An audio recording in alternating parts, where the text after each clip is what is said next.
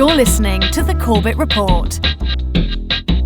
CorbettReport.com. Welcome back, ladies and gentlemen. Welcome back to the Corbett Report podcast. I'm your host, James Corbett of CorbettReport.com, coming to you, as always, from the sunny climes of Western Japan, here on the 17th day of May 2013. Welcome to episode 267 of the Corbett Report, The Meaning of Life. Well, dear viewers and listeners, the meaning of life is...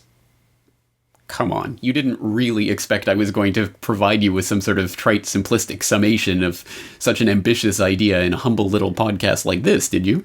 And if you did, and you really expect that a media personality who you've probably never met and probably never will is going to provide such an answer for you, you might want to check your basic assumptions and check where it is you're looking for life's big answers from.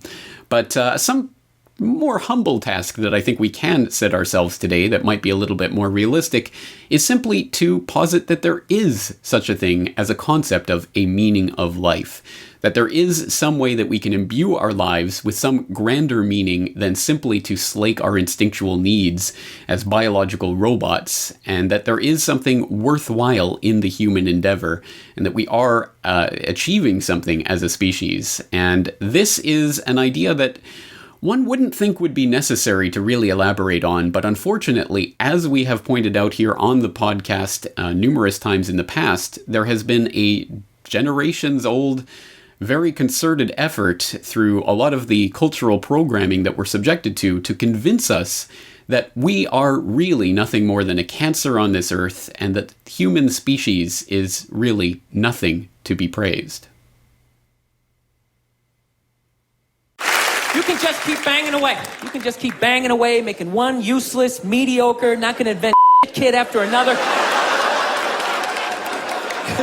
I don't understand people like that. So don't you realize after your third loser kid, you don't have the DNA to make somebody special? It's like, what are you doing? All you're doing, you're just making more in the way people just walking around, looking up at as you're trying to get down the sidewalk, you know?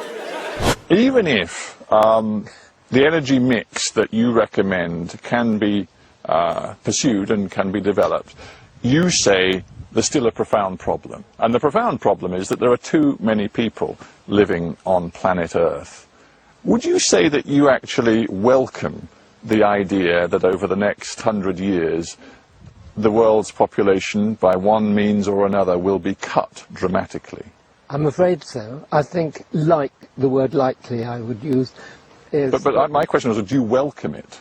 Oh, no. Of course I don't welcome it. See, what bugs me about the whole issue of abortion is that you don't have any spectrum of debate. You know what I mean? Even pro-choice people, they're like apologetic. We're not pro-abortion, we're pro-choice. We're not pro-abortion, we're pro-choice. We just don't believe the government has the right to tell us what we can or cannot do with our own bodies. We're not pro-abortion, we're pro-choice. I'm like, come on, say it. Don't walk on eggshells. People suck, there's too many of them, and they're easier to kill when they're fetuses than when they're grown up.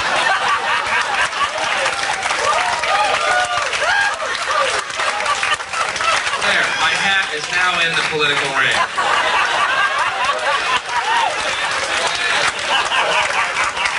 What party is this? It's the party of people suck! I am so sick of this backslap, and aren't people the keenest things in the world? Wrong. You're a virus with shoes.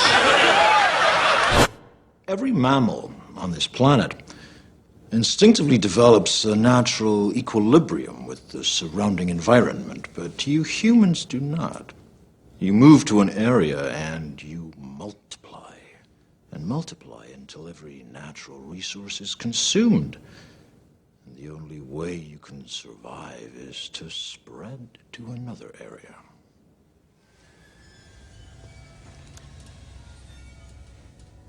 There is another organism on this planet that follows the same pattern.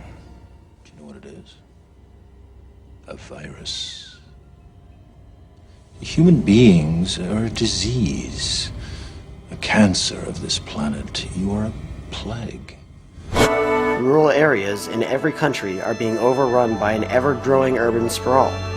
And since humans adopted agriculturalism, our population has been expanding exponentially, overcrowding the Earth. In the past 100 years alone, humans have damaged every ecosystem, preying on Earth's natural resources and disrupting her planetary cycles. Not living in balance with nature, as our ancestors did centuries ago, the human race has become a global cancer, so virulent, even Mother Earth may perish. And I think if you were an intelligent life form from another planet and you were looking at the Earth, you wouldn't see individual people. You wouldn't see housekeepers and limo drivers and stand-up comedians. You wouldn't see that. You would see mold on a sandwich. Ooh, so brave, so edgy. Wow, think of all those free-minded people who are just so on the edge of the very precipice of intellectual thought that they can posit such misanthropy. Wow, they're so cool. Yes, well, unfortunately, this type of teenage angst-level thinking about how edgy and exciting it is to posit such childish ideas of how humanity really just needs to be eradicated from the Earth has really taken over society to a large extent, to the extent that if you posit those ideas in the right way at the right time, you will probably find the vast majority of the people agreeing with you in some way. Oh, the world is overpopulated, humans are just a terrible disease on the planet, everything's going to hell, and basically the world would be better off without us, the universe would be better off without us. It is certainly a sign of a culture in decline that is that idea is in the ascendant. And it shouldn't really need to be stated and stressed that indeed humanity is something worth striving for, that worth fighting for, that the human endeavor is something grander than just these shells, these biological shells of human beings that walk around in pre-programmed ways and are just useless eaters. It is evidently the people like the Kissingers of the world who use phrases like useless eaters who want us to take that on board for a whole host of reasons. And we could go from the very blasé, very mundane monetary reasons. Of course, Madison Avenue wants to make you feel inadequate and make you feel worthless so that they can sell more products to you to give your life meaning. But on a grander scale and much more in a much more insidious fashion, of course, the would-be social controllers would love for you to basically desire your own death, or at the very least, the voluntary extinction of the human race, so that their plans for depopulation and culling of the population can be that much more easily implemented.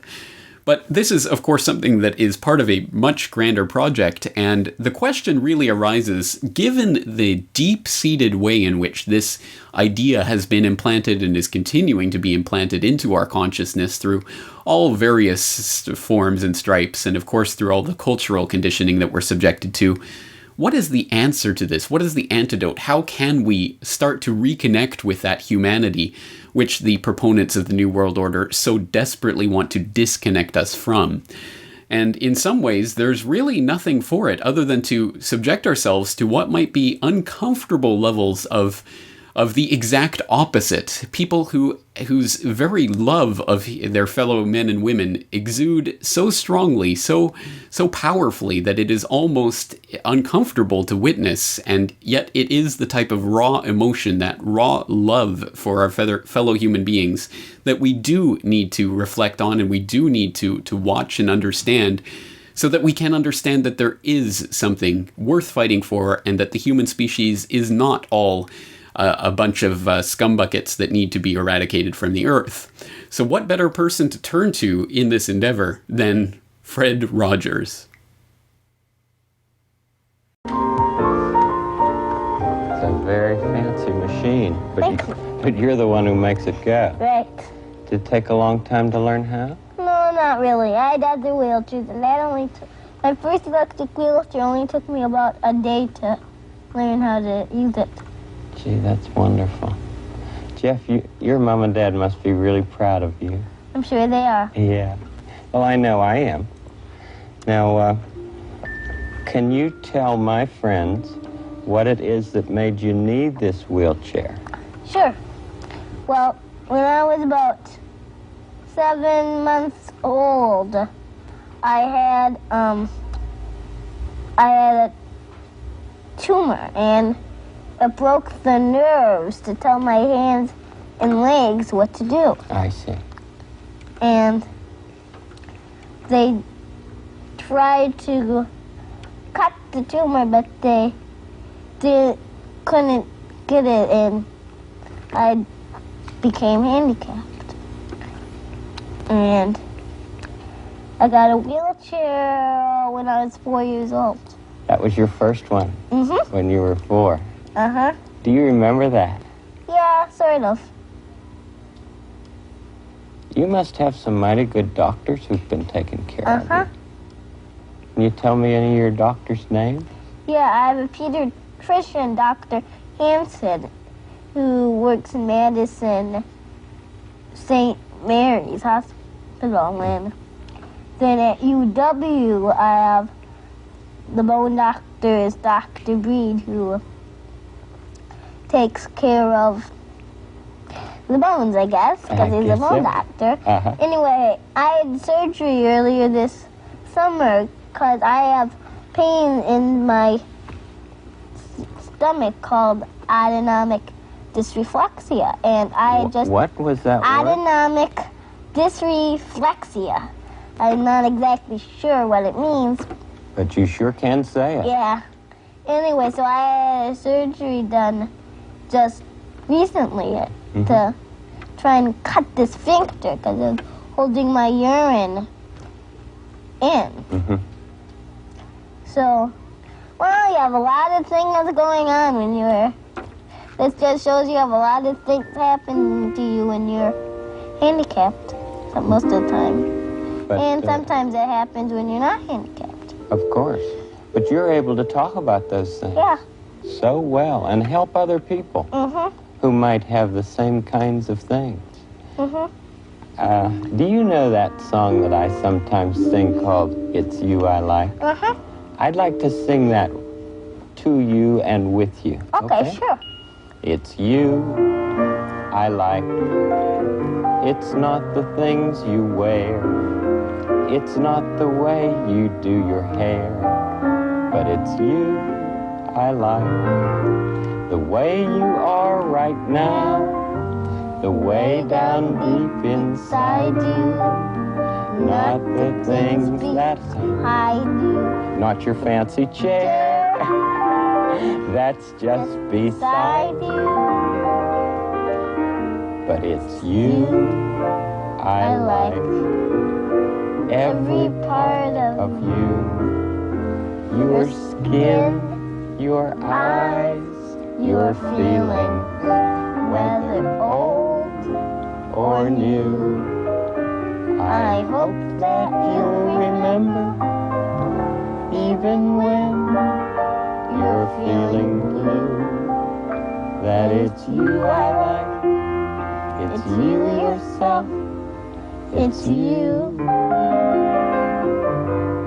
it's you I like. And it is you I like, Jeff. Thanks. And there must be times when you do feel blue. What do you do during those times? Well, it depends. Sometimes do you make up stories? Yeah, Or read? yeah. Or play? I know that's the way I did when I was a little boy. Had all kinds of things that I would do. Did it help? It did help. Yeah. Does it help you? Yeah.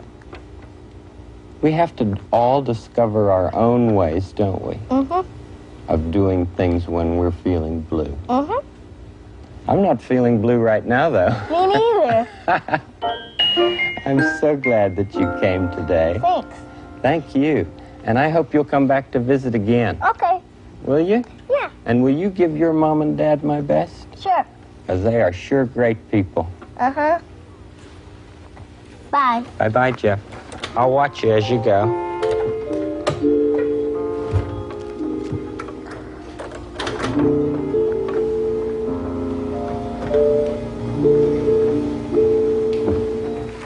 Please welcome Jeffrey Erlinger.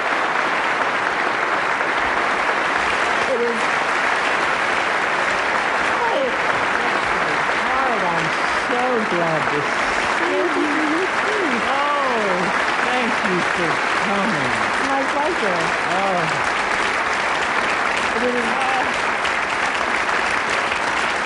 What a surprise.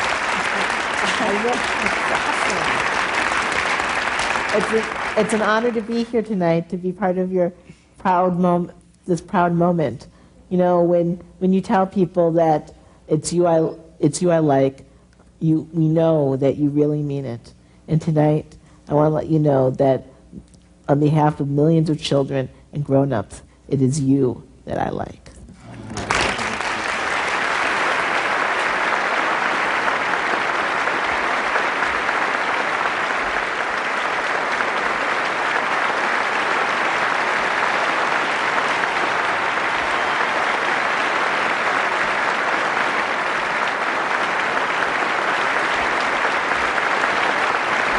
Support me as I say my few words? Absolutely. Okay.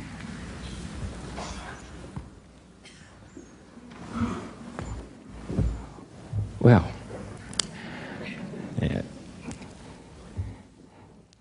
to Jeff Erlinger and all of the wonderful neighbors who have grown up with our neighborhood, this was, of course, completely unexpected, and what a wonderful gift, and I thank the Academy for allowing this to happen. Jeff and I haven't been together for a while. We met when he was, I think, 4 years old. 5. Such good neighbors. Well, this is what I wanted to tell you before I knew that I'd have this great gift tonight. Fame is a 4-letter word.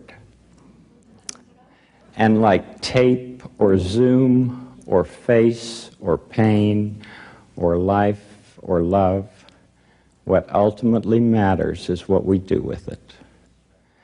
I feel that those of us in television are chosen to be servants. It doesn't matter what our particular job. We are chosen to help meet the deeper needs of those who watch and listen, day and night. The conductor of the orchestra at the Hollywood Bowl grew up in a family that had little interest in music, but he often tells people he found his early inspiration from the fine musicians on television.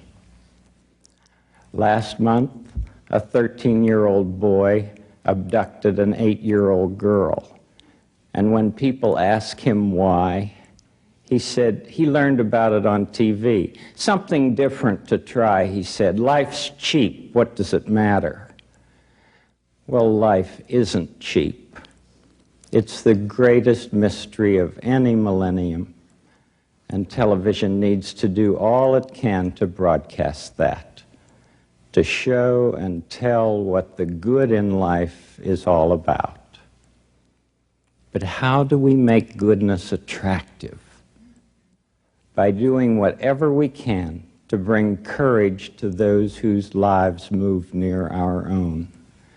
By treating our neighbor at least as well as we treat ourselves, and allowing that to inform everything that we produce. Who in your life has been such a servant to you? Who has helped you love the good that grows within you? Let's just take 10 seconds to think of some of those people who have loved us and wanted what was best for us in life. Those who have encouraged us to become who we are tonight. Just 10 seconds of silence. I'll watch the time.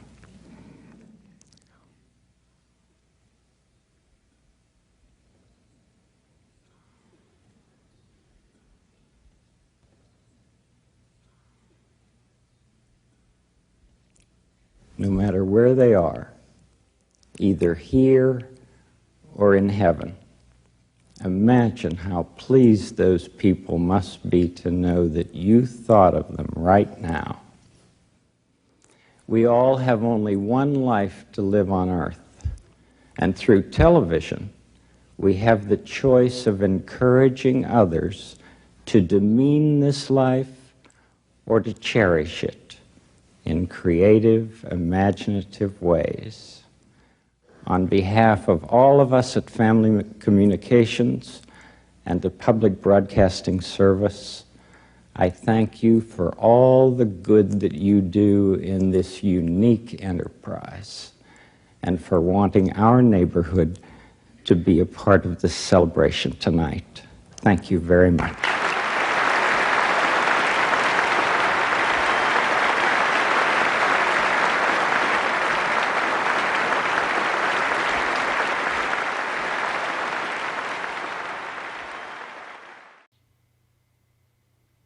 It's some pretty powerful and, in some ways, uncomfortable stuff to watch, but anyone who can watch that raw display of human sympathy and compassion and not be profoundly affected by it probably needs to check themselves for psychopathy, or at the very least for that culturally conditioned psychopathy which was once the purview of the angsty teenagers, but unfortunately is holding more and more of the population in its sway as we are basically being conditioned into prolonged, in fact, lifelong adolescence in this age of infantilization. Well, here in the Corbett Report, we do not talk down to you, and we are not attempting to suppress your human spirit. We are attempting to set it free. And again, the question is, why is it so unsettling and uncomfortable to watch someone who has such an incredibly powerful display of compassion for other human beings? It must be because it does point to that deficiency within ourselves, that we have become so jaded, so cynical, so hardened, that we have lost that basic human compassion, which should be the driving force behind everything that we're doing. Because at the end of the day, what is the connecting principle of this new world order system that we're facing? All the economic ills and the geopolitical ills and the philosophical and social ills that we face and confront here week after week after week. What is the bedrock underlying principle which unites all of that? It is an absolute detestation for humanity, a desire to eradicate the world of the human spirit and what it means to be humans. And of course that is directed by a sick, psychopathic elite, would-be elite at the top, who really do desire our enslavement and ultimate eradication. And unfortunately, as students of military strategy know from Sun Tzu onwards, the most effective way to combat an enemy is to make them desire to lose the fight, to give up the will to fight. If you can effect that in an enemy population, then you have won the battle by default. And that is exactly what all this propaganda, this teenage angsty propaganda about, oh, it's so cool to hate humanity and to wish your own death, is really aiming at the end of the day. It's that same ideology which drives people like Kissinger to call us useless eaters and to basically wish that we can all be used as dumb animals for the slaughter, like the military servicemen are used by the political puppets who are commandeering them. Well, where is all this heading, and why are we cogitating on this today? Well, I assume that probably a lot of you in the crowd will know by now that I have recently had the experience of becoming a father, and obviously this plays heavily into my mindset and to my perception of the world and why it is that I do what I do anyway. And while I cannot provide each of you out there with an answer to the meaning of life, I can at the very least give you an answer to my own question of what is the meaning of my life.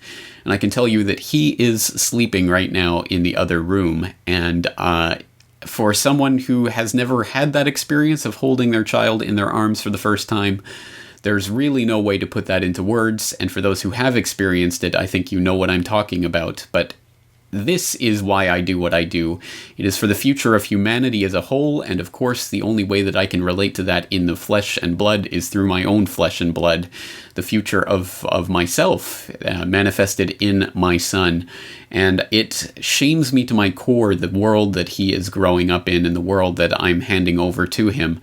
And that is what drives and motivates me to try to make this a better place and to try to hopefully leave something of the human spirit left on this planet so that there is something worth fighting for when he assumes his adult stage of life. Now, this is something that, again, is probably too big to really articulate here, and it's almost impossible to put it into words, but, well, I've tried to do something of the sort, and for those of you watching the video, you can see my cute little notebook that I bought on the day that my son was born, a journal that I'm keeping of just my thoughts, feelings, hopes, dreams, and ambitions for my son as we go through the first weeks of his life and first months of his life together. And this is something that obviously is personal, and I'll be sharing with him directly when he comes of age. I'll give him this journal so that he understands what it was that I went through as a parent attempting to raise a child. But I did share a little bit of this. I did share one of these entries with the subscribers to my newsletter in last week's subscriber-only newsletter. And so today I would like to share that with all of you out there, just to give you an insight into what's going through my heart and my head in this time right now, as I'm experiencing the threshold of a completely new stage in my life. And I want to share that with you guys out there because I think this is important to what it is that I'm doing and why it is that I'm doing it. So allow me to read a little bit from this journal that I'm keeping here. Dear son, never in my life have I spent so much time watching the wind rustle the leaves in the trees. But this is precisely what I find myself doing every day now since I discovered that you love falling asleep in my arms, cradled in my tented-up legs as I sit on the futon on the tatami floor. I don't dare move a muscle while you doze off for fear of startling you or sending you into a crying fit. So there I sit, utterly motionless, holding you in my arms, with nothing in the world to do but wait while you become relaxed, your eyes drooping shut, your breaths becoming slower and shallower, then into light sleep, your eyes darting back and forth beneath your closed lids, and finally deep sleep, so I can put you down in your bed. I feel like I should be the one teaching you things about the world. I am your dad, after all. But so far, you've been the one teaching me. How to comfort a crying baby. How to change your diapers. How to bathe you. How to track your feeding times and your bowel movements in a journal while your mother nurses you. How to hold you until you drift off to sleep. How to appreciate the exquisite, subtle beauty of a gentle spring wind whispering through the leaves of the neighbor's tree. For once in my life, just appreciating the peace and quiet without a podcast to listen to, or a website to browse, or any of the other 1,000,001 distractions of our modern world, taking me out of the stillness of that moment. Do you know I have never in my life truly just taken the time to appreciate a moment like that? Thank you, son, for giving me that opportunity. I've learned other things as well, surprising things. I always thought that flesh and blood was just an expression, but it's true. We are of one flesh, and the bond I feel is stronger and more real than I could ever have imagined. When you are fed, changed, and happy, I feel your contentment. When you cry out in hunger, I sense that hunger in my own stomach. When your mother nurses you, I pour myself some water after pouring a glass for her, our thirst becoming one. That look of total relaxation on your face when we slip you into your warm bath has infected me. I find myself taking the time to appreciate the warmth of a morning shower that I barely even noticed before. Oh, there are things that I'll be able to teach you. Little things. How to tie your shoes, how to catch a baseball, how to add and subtract, multiply and divide. Big things too, of course. The big truths about finance and politics, the predators that are attempting to prey on society and what we can do about it. Yes, of course there will be time for all of that. But for now I find that I am the student, learning by experience perhaps the most valuable lesson of all. How to raise a child. I suppose if I had anything to teach you now, here, writing these words that you are still years away from even being able to read, it would simply be this. There are things in this life that simply cannot be taught. They can only be experienced. Having a child is one of those things. No matter how much I write or how eloquently, no mere words can express that love I feel when I gaze into your eyes. That is something you will simply have to experience for yourself, son, and I hope one day you will. For now, I'm happy to spend another few minutes holding you in my arms, watching the wind in the trees. Not rushing around, not worrying about the next thing I have to get done, not distracting myself with the cares of the world. Everyone who has ever had a child tells me that the years pass by so fast. I'm going to enjoy every second on that clock I can before it ticks by. I love you, son. All right, well, I think I will leave that there because I'm still at the stage where I turn into a hot, blubbering mess when I start talking about my son and the emotions that have sprung forth in becoming a father. But suffice it to say that humanity is not a cancer on this earth, and every time a baby is born, a piece of the New World Order dies, and it is a beautiful thing. So this is what preoccupies me of late. So I once again want to thank all of you for your support during my time off as I welcomed my son into the world and as I get back on board with things at the Corbett Report. And once again continue trying to push forward with the helping to spread the understanding of the world that we're living in to try to make this world a better place for my child and maybe yours as well. And that's, I think, the most that we can do at this point, and this is the most that we can ask. And once again, I ask for your support in this endeavor. So that's going to be it for this week, and we will be back with podcasts, etc., as usual, starting next week as well. So once again, thank you all for your support, and just on a deprogramming note here before we leave, next Monday would be the third Monday of the month, and thus the supposedly the time for our film literature in the New World Order series. This month we were going to be examining Catcher in the Rye, but I feel like a student in every possible way right now because I have to ask for an extension because I've been too busy with my son to actually read through the novel. So we will postpone the film literature New World Order to next month, where we will again examine Catcher in the Rye. So you can look forward to that. We'll have something else coming out on Monday in the meantime, though. So on that note, I'm going to leave it there for this week. Once again, thank you all for your support. I truly appreciate it, and I'm looking forward to talking to you again very soon. Every day, in every way, it's getting better and better. Beautiful, beautiful, beautiful, beautiful boy.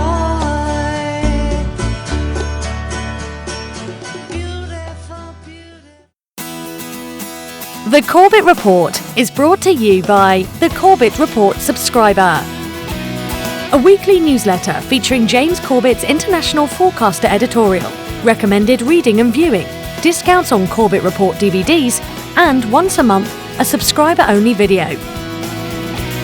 Sign up today to start receiving your copy at corbettreport.com/support.